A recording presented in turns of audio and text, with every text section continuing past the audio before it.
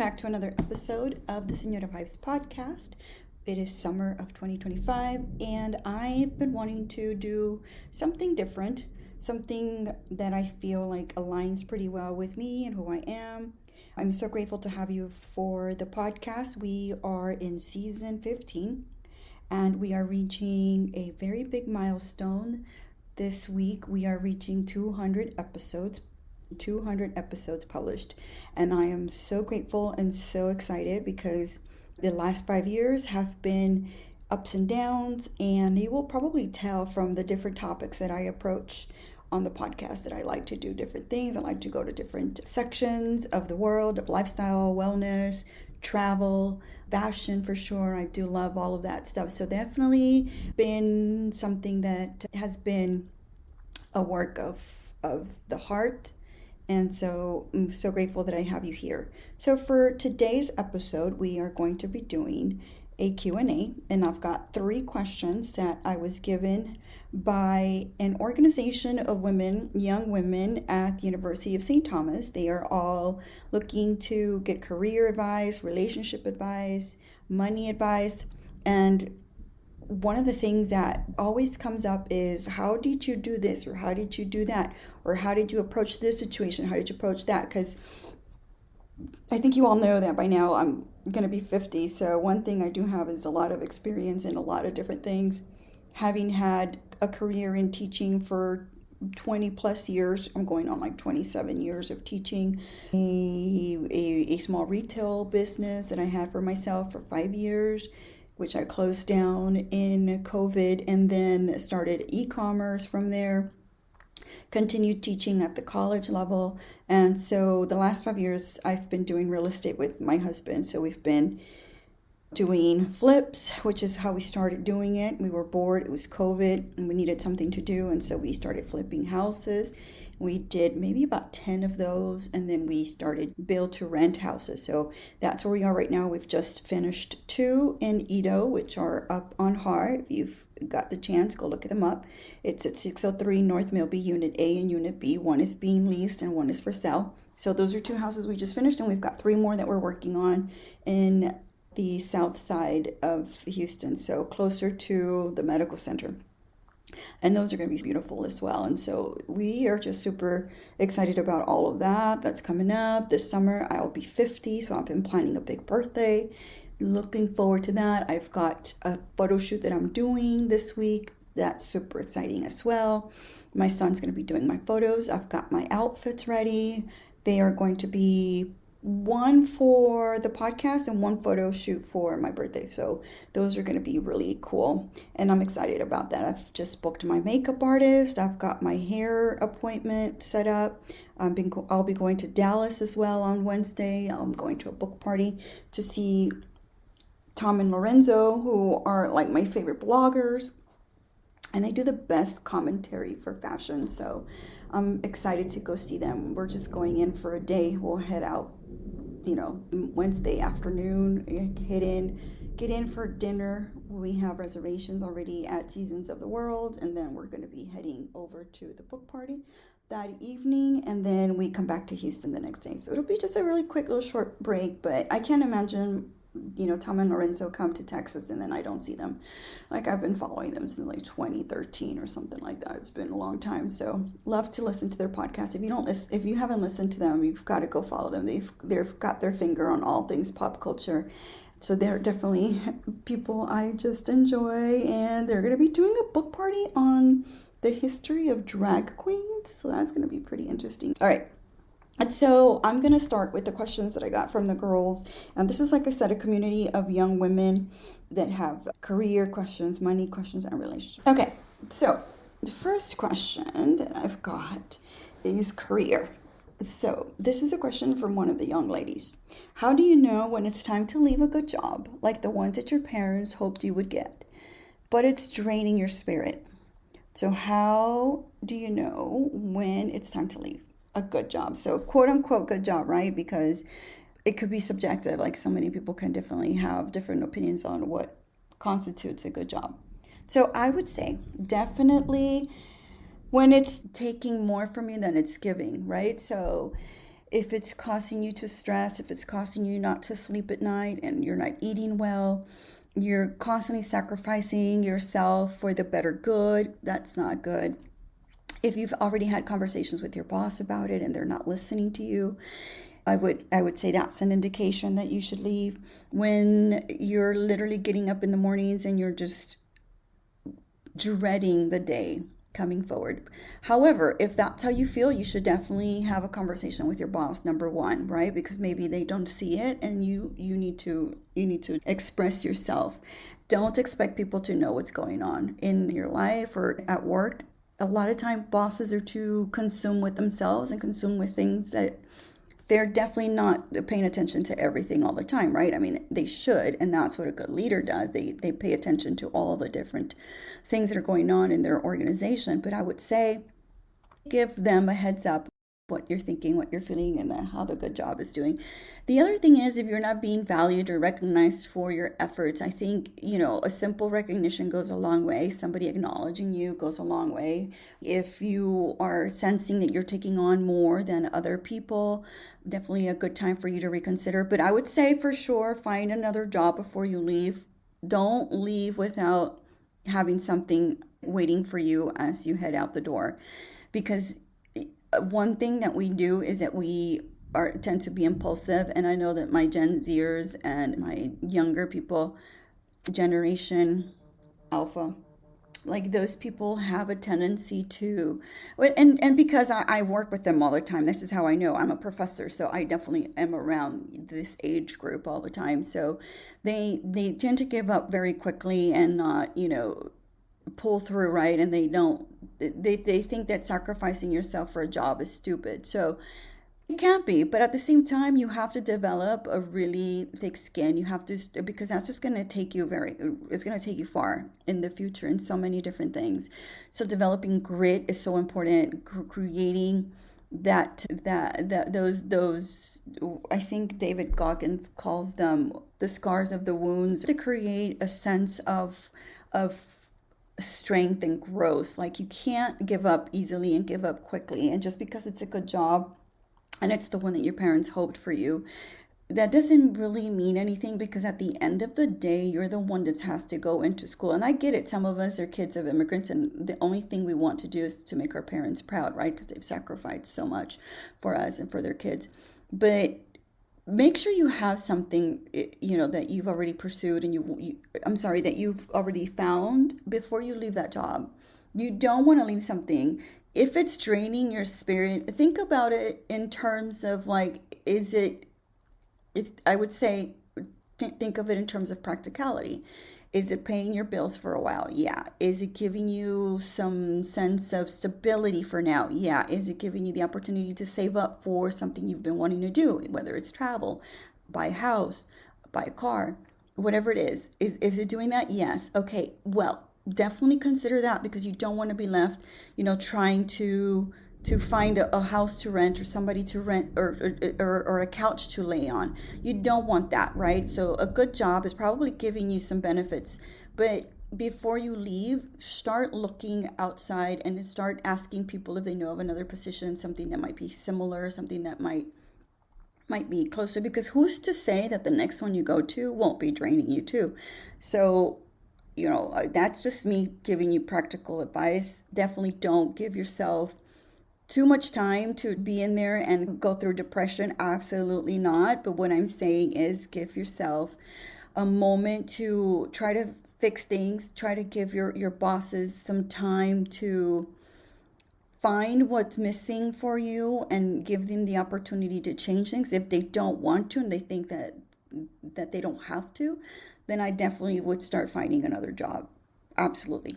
Go ahead and do that. But don't leave something that's giving you security and giving you some money for something that might be draining your spirit. I mean, it's just so subjective, right? So it's so coded in, like, victim mentality, that you don't want to fall for that. You definitely don't want to fall for that sort of thing. You want to push as far as you can, and then if it's impossible and it's completely just making you sick, it's time for you to head out. All right, next question is relationships. How do you navigate outgrowing friendships, especially with people who feel like family but no longer align with the woman you're becoming? So I would say definitely have gone through this for years. I think it's been maybe 20, 25 years that I've been, deleting people from my life because they just don't align with me anymore. They don't align with my values. They don't align with who I am as a person. Sometimes you give more in a friendship than they give back. So that's a moment that I delete somebody.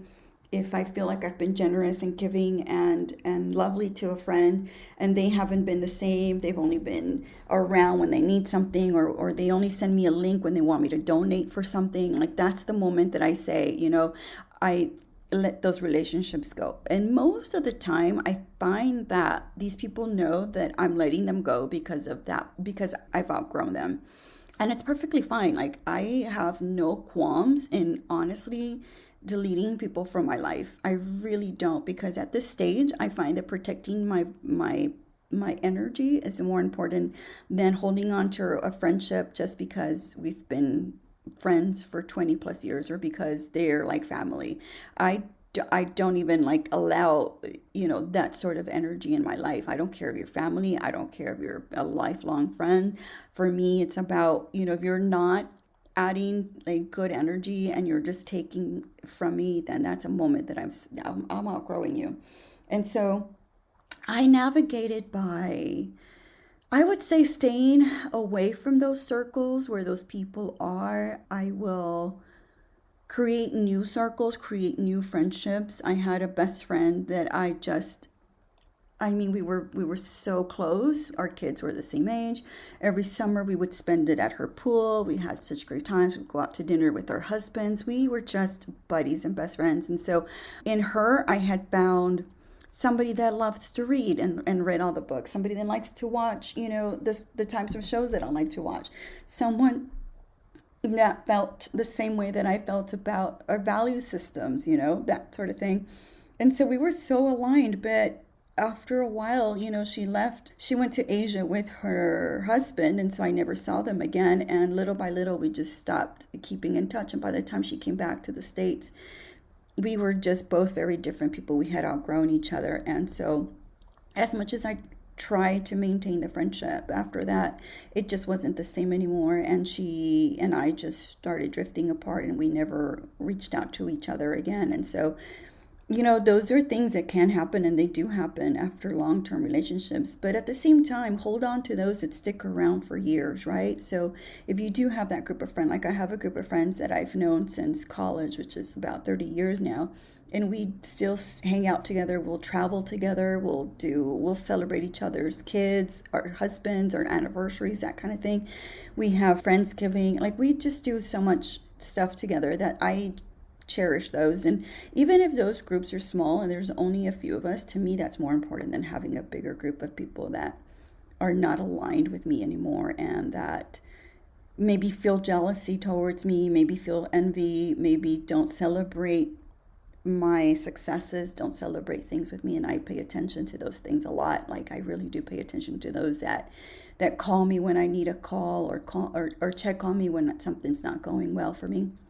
And so those things I navigate by just honestly either putting my foot down and saying, I think we're just going in different directions, or just slowly but surely just letting go of those friendships, not reaching out anymore, not emailing anymore, not texting each other anymore. And I find that people get the point pretty easily and pretty quickly. So definitely don't feel guilty about that, because the number one thing you should be protecting is your own personal energy, and your own bubble needs to be as clear, as lovely, as beautiful as you want it to be. And so that's what I do with those relationships. Next question is about money. And so this person says, how do you stop feeling guilty for spending money on yourself when you grew up hearing el dinero no crece en árboles? So, meaning, what do you do when someone says, like, you shouldn't be spending, like, what do you think, that the money grows on trees? So for me, that's a big one that I've been dealing with for years, because I did grow up that way. I did grow up with very little. It was kind of the scarcity mentality for my first 21, 24, 25 years before I got married, because my husband comes from a very different mentality in terms of in terms of money and how people have money. And so he's actually from a middle class family, so they had money. We didn't, so we always had to be careful with it and very resourceful. And that's just my mom always, let me know that it was so important that we saved it and not spend it frivolously. And so now when I can save, spend it on frivolous things, it's a little hard for me, but I definitely do it because I reward myself now. I find that I should reward myself. I should give myself those things that I love and that I appreciate. I love beautiful things. I love beautiful shoes. I like clothing. I like beautiful handbags. And if I see something that I really like and it's a beautiful handbag, I'll get it for myself. But it didn't happen for me maybe 10 years into my marriage, where it took a lot of conditioning, a lot of deconstructing the idea of money and how we were told, that you weren't supposed to spend it on yourself. Because when I got married, my husband gave me a really good lesson on the value of money and the way you can reward yourself after working very hard for yourself, after building a family, building our little empire that we've been building, and how I've been instrumental in this growth, and how it's okay if I want to buy myself something nice, even if it's a little bit expensive. But I think I balance it all out because, number one, if I want something nice, I'll always see where I can find it for a good deal. And that's just me. That's just my mom and me. I am my mom's daughter when it comes to that. I'll see if there's a used one, or I'll go to the Real and find my fabulous shoes. And if I can't find them, then I'll buy them on like what is that website? What is it called? Net-a-Porter. One of those websites that gives you discounts, or bluefly.com also has the discounts on new things. But I think as I get older, the less those things have an importance or a meaning for me. I know that the first thing I wanted to buy when I had money was a pair of Manolo Blahnik shoes, because I was obsessed with Carrie Bradshaw on Sex and the City and her outfits, and I just wanted to be fashionable. And those shoes always just appealed to me because they just look so classic and so beautiful and well constructed. So the first thing I did when I turned 40 is my husband took me to Las Vegas, and I went looking for that first Manolo Blahnik store, and I bought my first pair of fancy, beautiful shoes. And now that I'll be 50, I buy myself whatever I want. I'll go and I purchase things that I like.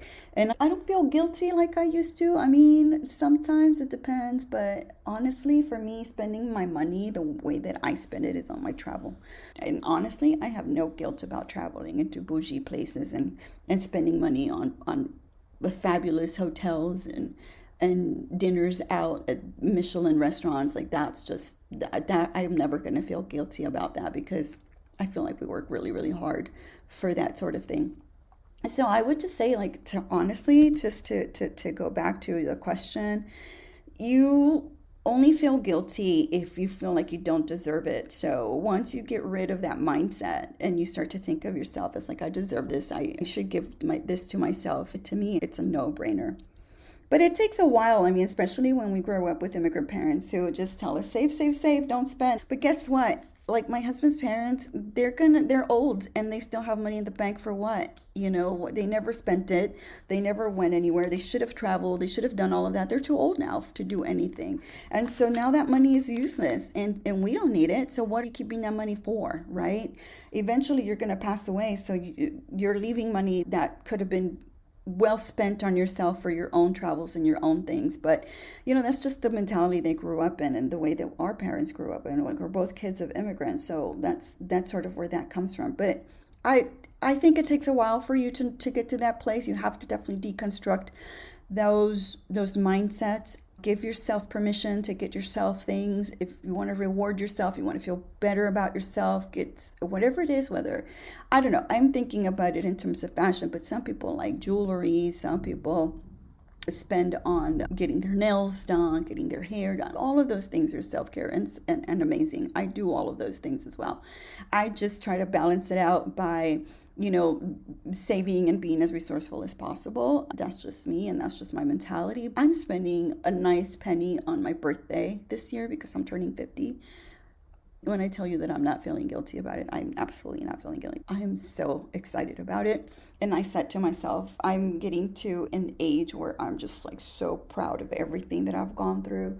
I'm celebrating myself. I'm celebrating the fact that I have my family, that I've got two healthy boys, a healthy relationship that I adore and I'm grateful for, and my brothers and my sisters and my daddy and all that. So I am just going all out.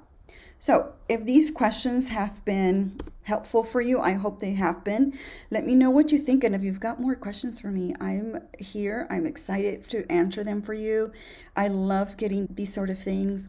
This is my cup of tea. This is my jam. Answering your questions, motivating you to get out there and do your thing, to be creative, to be expressive, to do the things that you've always wanted to do, whether it is write a book, whether it is starting a podcast, doing workouts, travel. You guys know that I'm going to be that person you can ask about any of those things, because I do all of those things and I live by all of those things. So send me more questions. I'm super excited to hear from you all, and let me know if these actually resonate with y'all. Love it. Love you guys. Subscribe, tell your friends about it, and share this podcast with everybody. Love you.